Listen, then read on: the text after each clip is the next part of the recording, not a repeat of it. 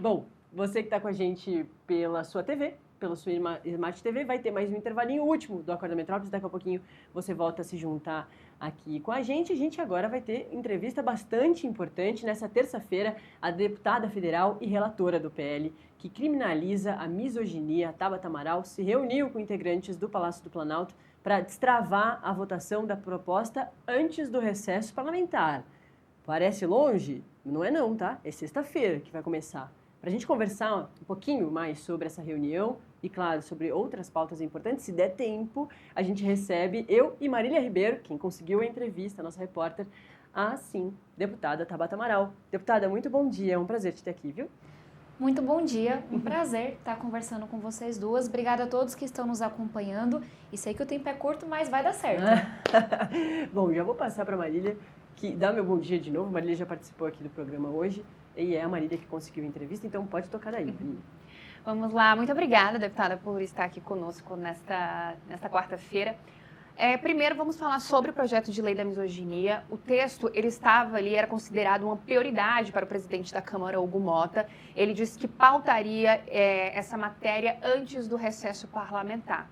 Houve um recuo por parte de Hugo Motta por conta de movimentos religiosos que acabaram alegando que o texto, como está, ele pode interferir até mesmo em textos religiosos, em textos bíblicos. Com isso, houve ali, então, o presidente Hugo Motta acabou voltando atrás e não deve votar, pelo menos por enquanto, essa matéria. Só que ontem, lá na Câmara dos Deputados, nós tivemos um movimento por parte de mulheres deputadas que vieram pressionar o presidente Hugo Motta a votar essa matéria.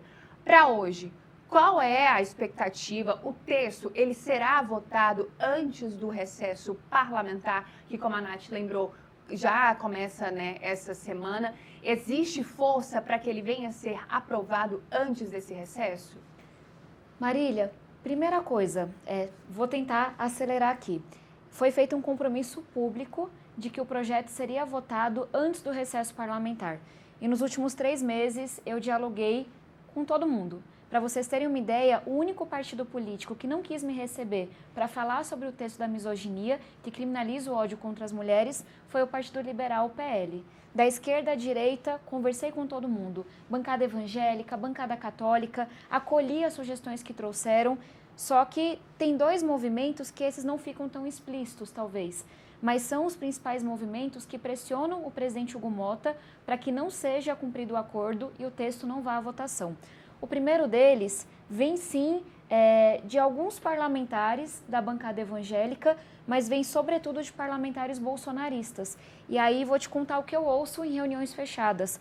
Como eu sentei para conversar com essas bancadas e consegui trazer um texto que dissesse uma coisa que eu acho que é primordial. Primeiro, quando a gente fala de piadinhas ou até de textos bíblicos, é claro que isso não vai ser criminalizado. E a gente, inclusive, conseguiu chegar num texto que deixasse isso claro. Que a gente está criminalizando é a incitação, é a indução da violência. É você dizer que mulher tem que apanhar, que mulher tem que ser humilhada, que mulher tem que ser estuprada. E como que a gente conseguiu fazer isso no texto? Sendo explícito, gente. Dizendo o que é o crime, o que é o ato de misoginia. É você incitar, é você praticar, é você induzir a violência. Só que o que eu ouço desses parlamentares, Tabata, teve tanta fake news do projeto que mesmo que eu concorde com o seu texto, mesmo que você tenha trazido para o relatório a sugestão que a bancada evangélica fez, eu não consigo votar a favor. Por quê?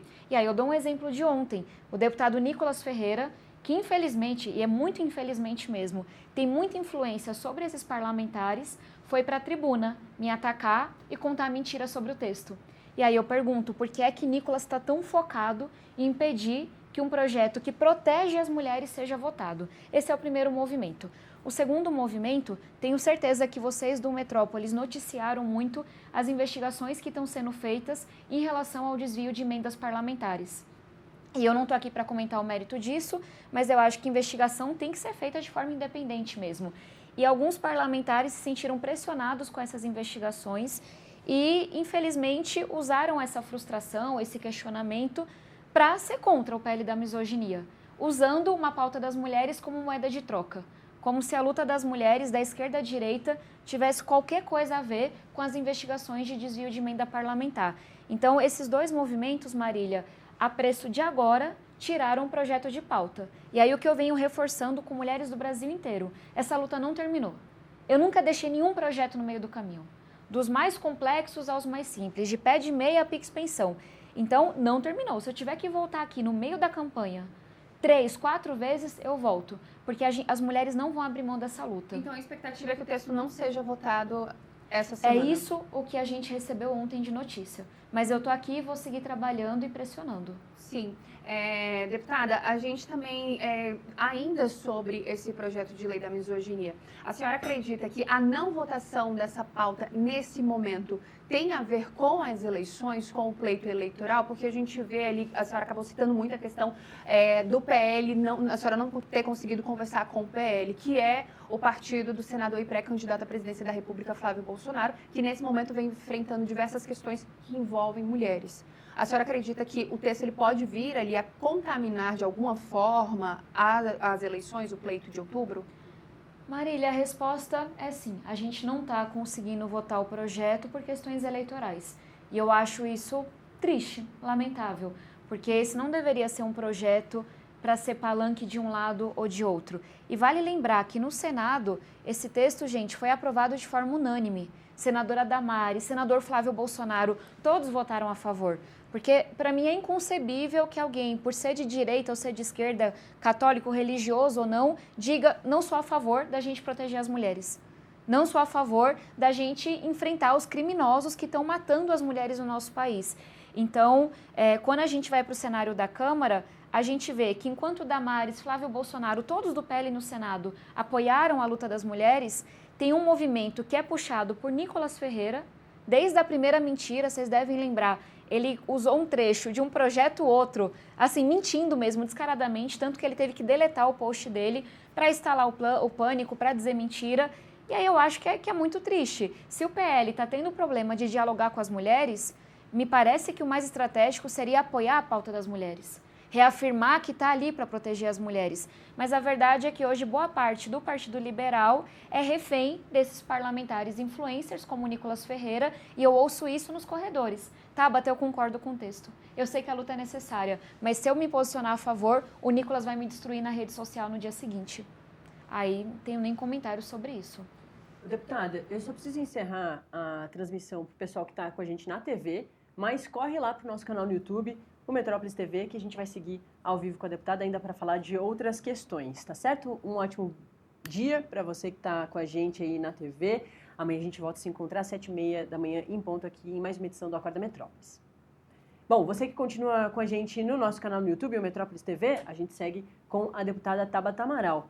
Deputada, é muito impressionante o registro que a senhora faz de que é uma deputada, mulher, extremamente importante, uma deputada com uma grande atuação, né? Não é uma deputada que não traz projetos, que não discute todas as pautas, sofre misoginia enquanto discute uma pauta sobre misoginia dentro do plenário.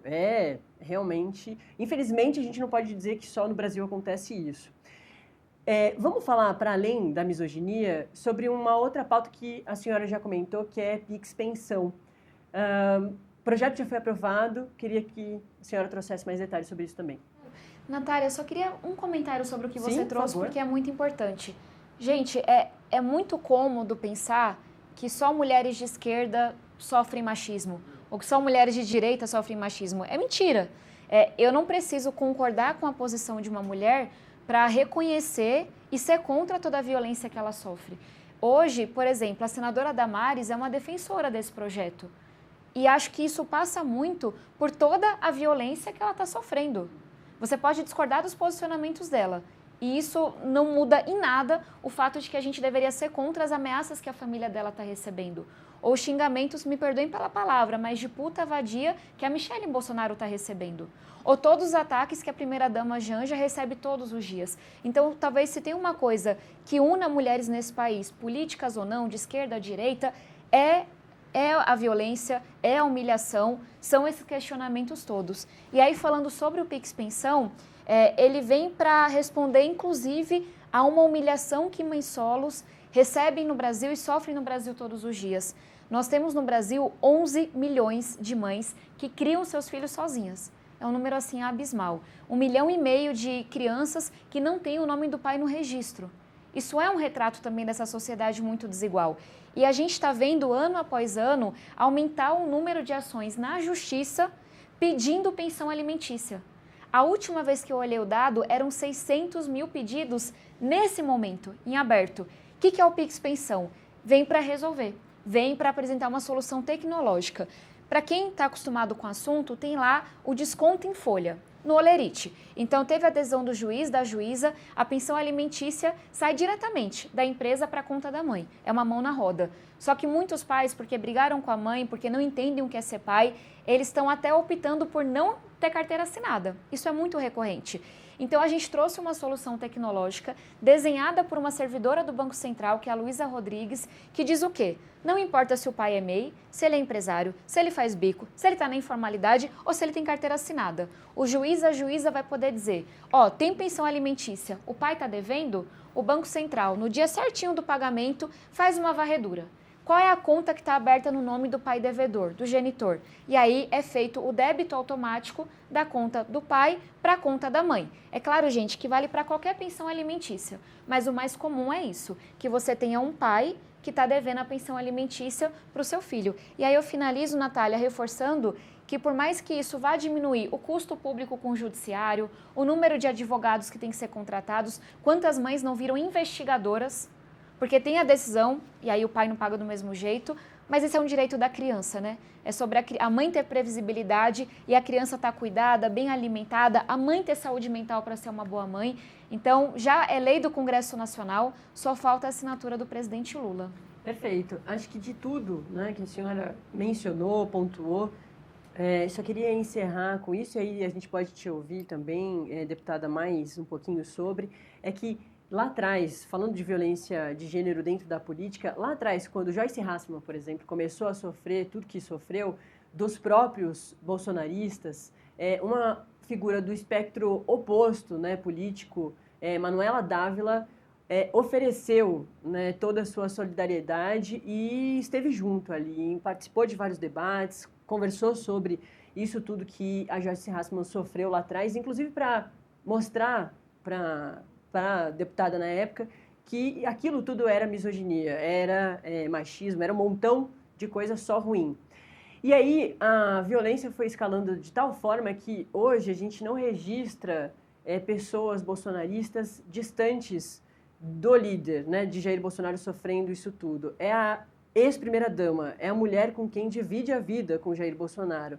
Foi a presidente do PL mulher, então é isso, né? Não é distante que acontece. A violência escalou de tal forma que a Michelle Bolsonaro e a Damares Alves, que era uma consultora desses assuntos para os bolsonaristas, e ela é das poucas que tem defendido a Michelle Bolsonaro. Além, Janja falou sobre o que a Michelle Bolsonaro está sofrendo esses dias, então acho que é importante a gente falar que é isso mesmo que a deputada disse, não é esquerda ou direita, tem violência contra mulheres e isso afeta qualquer mulher e, obviamente, afeta o restante das pessoas, né?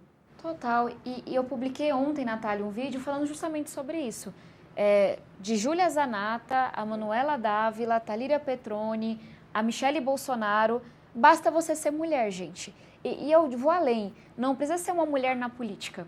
Basta você ser mulher mesmo. Basta você estar no transporte público para um homem lhe assediar e te tocar. Basta você ser jornalista para você receber uma ameaça de morte. Então, E quando eu fiz esse post, eu recebi várias críticas dizendo, de pessoas de esquerda, mas Tabata, por que você está defendendo a Michelle Bolsonaro e a Damares? Elas não lutam pelas mulheres. E minha resposta é só a seguinte, eu não preciso concordar com uma mulher para ter convicção que ela não deveria ser ameaçada de morte, que os filhos dela não deveriam ser ameaçados, que ela não deveria ser chamada de puta vadia e por aí vai. Então, é uma provocação pra gente. Você discorda de uma pessoa, não vote nessa pessoa. É simples. Até diga, discordo por isso, isso e isso. Agora, ataques à honra, ataques ao corpo. Quantas vezes eu não tive vídeos pornográficos feitos com inteligência artificial usando o meu rosto? É uma merda, gente, você vê um vídeo desse feito com você. O que isso tem a ver com as minhas pautas, com as minhas posições políticas? Nada. É só uma forma de amedrontar a gente e tentar calar a gente. Mas a gente não vai escalar e a gente vai continuar lutando. É isso. Marília Ribeiro tem a última perguntinha, né? Só para a gente poder finalizar, aproveitando, né, que a senhora puxou o gancho, né, da inteligência artificial, a gente vai chegar em um momento em que ela deve ser bastante usada por conta do processo eleitoral. Já começamos as convenções na semana que vem, a senhora do PSD por São Paulo, que deve tentar reeleição ainda como deputada federal. Queria que a senhora pudesse contar um pouquinho para a gente sobre como é que está esse ritmo de campanha lá por São Paulo e como a senhora pretende, né, se proteger por conta desse uso de inteligência artificial, caso esse projeto de lei que vem colocar a misoginia como crime, ele não venha a ser aprovado até lá. Marília, falar um pouquinho do nosso trabalho do PSB lá em São Paulo.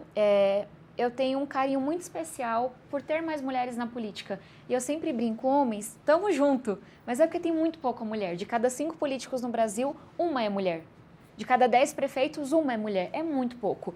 Então eu estou muito focada nisso. Nacionalmente, a Ava Santiago de Goiás, que veio para o nosso PSB, temos vários exemplos. Lá em São Paulo, Simone Tebet, eu tenho muita honra de ter sido a primeira pessoa do partido a convidá-la.